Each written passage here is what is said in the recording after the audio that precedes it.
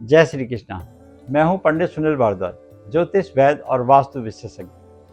आज हम बात करने वाले हैं उत्तरा फाल्गुनी नक्षत्र में जन्म लेने वाले व्यक्तियों का स्वभाव कैसा होता है, किस प्रकार का उनका जीवन होता है और कौन से रोगों के होने की संभावना होती है और क्या है इसका महा उपाय, जिसमें आयुर्वेद ने क्या लिखा है कि कौन सी जड़ धारण कर ली जाए जिससे कि इनके रोग निवारण में भी सहायता हो और जीवन में भी सफलता मिलनी प्रारंभ हो जाए।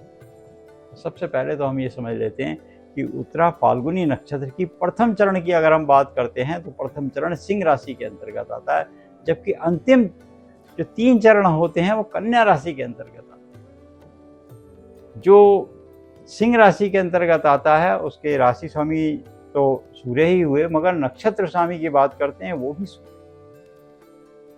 तो प्रथम चरण में जो व्यक्ति जन्म लेता है वो तो बहुत इंटेलिजेंट होगा ही होगा।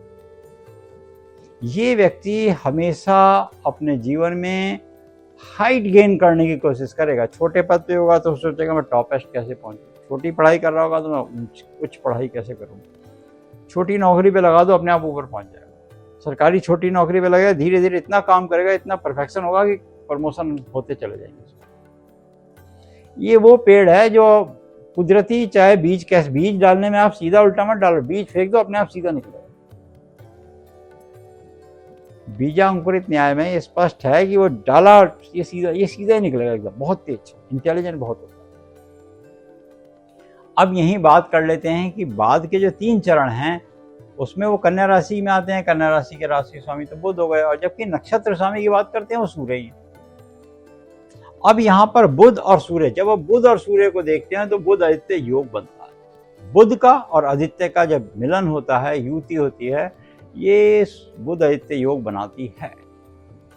ये व्यक्ति बड़े रंगीले होते हैं, इनका मन, इनकी बुद्धि बड़ी तीक्ष्ण होती है, गणेश बुद्धि समझ लीजिए। इनको काम करने में, इनको कुछ भी करने में ना तो कोई थकान होगी ना कुछ, एनर्जेटिक रूप से काम करेंगे। बहुत पावर होती है इनके अंदर। इनके अंदर ये भी देखा गया है कि ये काम करते करते थकते भी नहीं और काम करते रहेंगे, एक से नए उपलब्धियां करेंगे। प्रोग्रेस करना इनका बाय बर्थ एक अधिकार है। ये लोग अक्सर नज़र के शिकार होते हैं। अब मान लीजिए नज़र के शिकार ऐसे होते हैं कि मान लीजिए इनकी कुंडली में 6ठे भाव में, वर्ष कुंडली में मुंथा आ जाए, 8वें में आ जाए, 12वें में आ जाए, वो वर्ष 3 वर्ष इनके लिए 12 सालों में कष्टकारी होंगे। वो बहुत अनबैलेंस करेंगे इनको। अच्छा, उसमें बीमारियां भी बहुत होगी। कहीं गुरु भी आ जाए मान लो और राहु भी आ जाए और मुंथा भी आ जाए तो पीलिया के रोग हमने ऐसे मरीजों को देखे हैं। और खाते बहुत ज़्यादा स्पाइसी खाना शुरू कर देते हैं, बहुत ज़्यादा ड्रिंक भी करना शुरू कर देते हैं, बहुत ज़्यादा चिकनाई चीज़ें खाते हैं, तो जिससे इन्हें जॉन्डिस की प्रॉब्लम हो जाती है। और एक बार जॉन्डिस हो गई, वो पित्त बिगड़ा इनका, तो फिर इनको बहुत प्रॉब्लम होती है। फिर लीवर कमज़ोर हो जाता है, फैटी लीवर के बहुत ज़्यादा शिकायत होती है। अच्छा, इनको सिर में इसी की वजह से गैस भी चढ़ती है, सिर में दर्द होती है। इनको अक्सर देखा गया हाई बीपी, क्योंकि जिसका लीवर की प्रॉब्लम होगी उसको बीपी की प्रॉब्लम भी, उसका कोलेस्ट्रॉल बहुत ज़्यादा हाई होगा, उसका ट्राइग्लिसराइड बनेगा, क्योंकि हमारा लीवर बनाता रहेगा उसका ट्राइग्लिसराइड। परहेज वो कर नहीं रहा, चिकनाई वो खा रहा है, क्योंकि वो सिस्टम में नहीं आ रहा उसका। इन मरीजों को हमने नक्षत्रों के हिसाब से बहुत मरीज देखे हैं, तो देखा तो सबसे पहले उसका नक्षत्र है, हमने कहा ये प्रॉब्लम इसको हो सकती है, क्योंकि इसको व्यंजन बहुत स्वादिष्ट पसंद है, इसको स्पाइसी फूड बहुत पसंद है, इसकी वजह से रोगों से ग्रस्त है।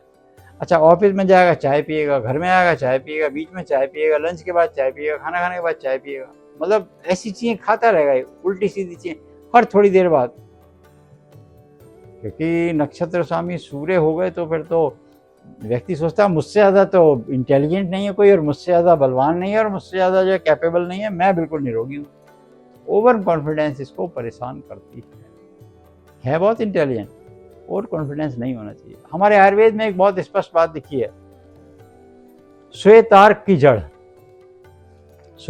जड़ मिल जाती है बड़े आसानी से, उसको विधि पूर्वक अभिमंत्रित कराकर बाजू में बांधना चाहिए।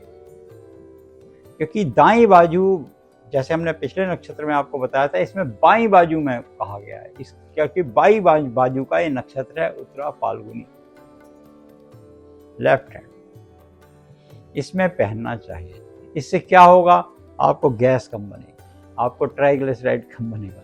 ये औषधियां विधियां, अगर किसी का बनता बहुत ज्यादा है तो एक और उपाय बताते हैं, इसको गले में धारण कर लो चांदी में, नाभि से थोड़ा ऊपर जहाँ कौड़ी होती है यहाँ होना चाहिए, ताकि इसका नहाते समय रस, उसमें छेद होने चाहिए, छेद में से उसका इस जड़ की रस निकले, श्वेताग की जड़, तो समझ लीजिए इसके रोग निवारण में इसको बहुत फायदा होगा। क्योंकि ये छिद्र हमारा सबसे पहला छिद्र है जहां से हम भोजन करते थे 9 मास, हर व्यक्ति का, ऐसा सच्चाई है। ये उसी जड़ और इसके नक्षत्र की, जिस नक्षत्र में आपका जन्म हुआ, आयुर्वेद ने बिल्कुल सटीक चीजें लिखी हैं, जिस नक्षत्र में आपका जन्म हुआ उसी नक्षत्र के जड़ को, तो आपको रोग निवारण में भी सहायता होगी और कॉन्फिडेंस लेवल बहुत हाई होगा आपका। आप फिर वो चीज करने में सक्षम होंगे जो आप टारगेट अचीव करना चाह रहे हैं। जब आपकी हेल्थ बिल्कुल ठीक होती है ना, तो आदमी दूसरे से पूछता है क्या है भाई, बताओ क्या परेशानी है तुम्हें। और जब खुद की हेल्थ खराब हो तो फोन पे सबसे पहले या वैसे मिलने, अरे मैं तो वैसे ही परेशान हूँ, पैसे की नहीं सोचता फिर आदमी, वो तो पैसे दे के रोग निवारण में, हॉस्पिटल गया तो पैसे दे रहा है, पैसे दे के उपचार करा रहा है। ये समस्याओं से निपटने के लिए, और उपाय इसका एक बहुत सरल है जो हम बताए थे, ऐसे व्यक्तियों को रविवार के दिन अगर ये नक्षत्र आ जाए तो अपने वजन के बराबर गेहूं का दान देना चाहिए।